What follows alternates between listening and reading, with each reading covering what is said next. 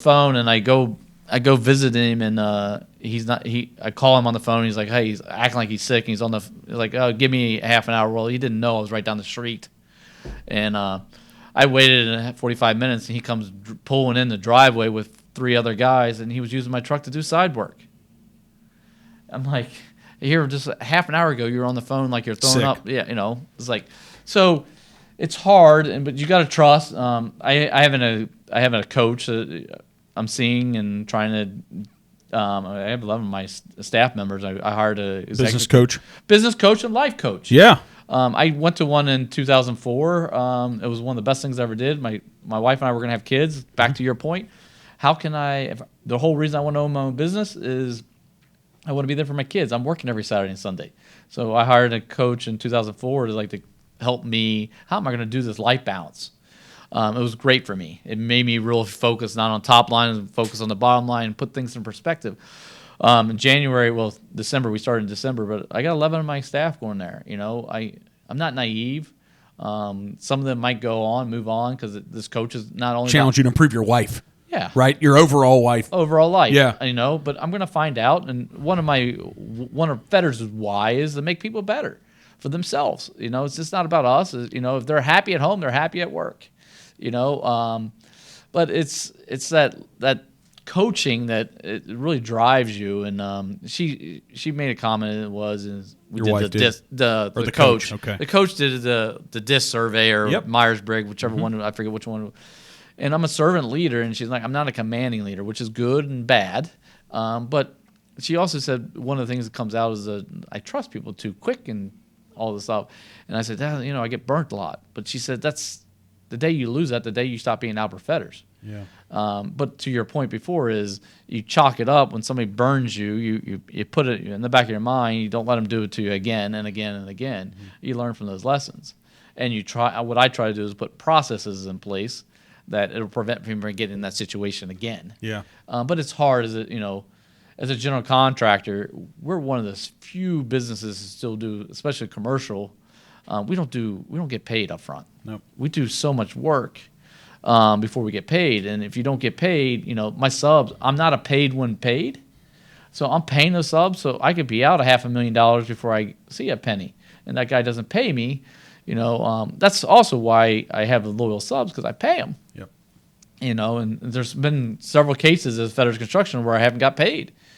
And the subs know that, and the subs know they got paid. And, There's future favors there. As long as you could have stayed in business and made it through those periods, man. So to you, I don't think, and looking at your core values, I looked at some of this stuff online and some of the things you're doing, I didn't see loyalty in there. But that's like number one for you, Albert. Yeah. Yeah, that is it's crazy that you say that, and it's never really been there. Because here's the way I look at loyalty a little bit. If I do those core values and I live the way I'm living, they will be loyal. If I treat the people the way they want to treat, my thing is I try to hire the very best, and my job is to keep them there. Don't worry that I'm hiring the best, that they might use me as a stepping stone. My goal is to try to hire the very best, and the way I treat people, they don't want to leave. I get it. I don't have a huge turnover. Sometimes I'm very loyal. Like that's where he goes back to that point where the guy had 2 weeks, and the guys that left me in that dog fight and didn't have my back. Loyal people fight too long even when you don't get loyalty reciprocated. Yeah. Right? Right. And it sucks that sometimes that's wasted on the few who can't reciprocate it. But I don't think being a loyal person, I don't think you can pick and choose when you give it. You just flat out are. Yeah. Right?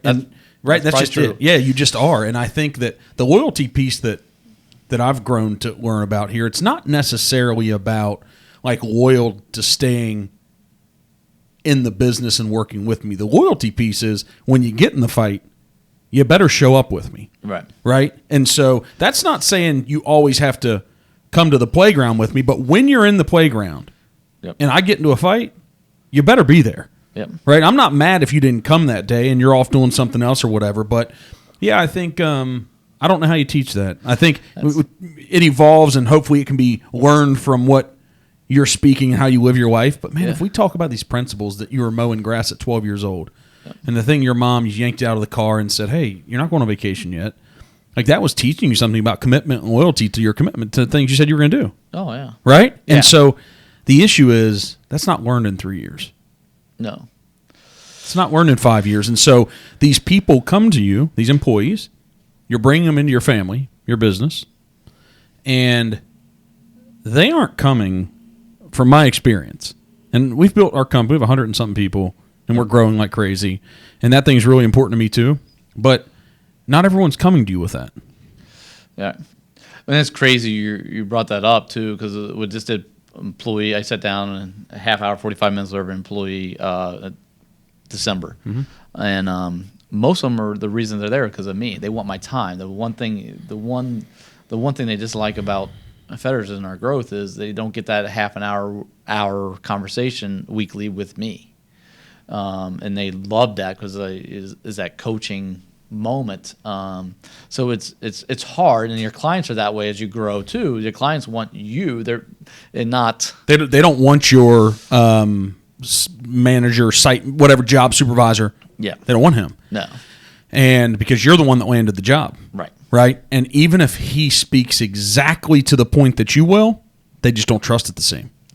Exactly, and it's so. How do you build that? How do you build these people up to be you? Emblematic of this thing, so they pass the thing on to the next people the way you made them feel. And I think that's one, providing that I'm spending a lot of money giving Levin my executive coach that they're meeting twice a month with an hour session because I don't have the time. Yeah. I don't have the time. I'm sorry. I wish I did now. But you don't. I don't. Yeah. But here I am. I'm going to spend money to invest in you, and you're only going to get what you put in it. But if you take this serious, you're going to get a lot out about life. And I hope when you're done, you're going to be better for me.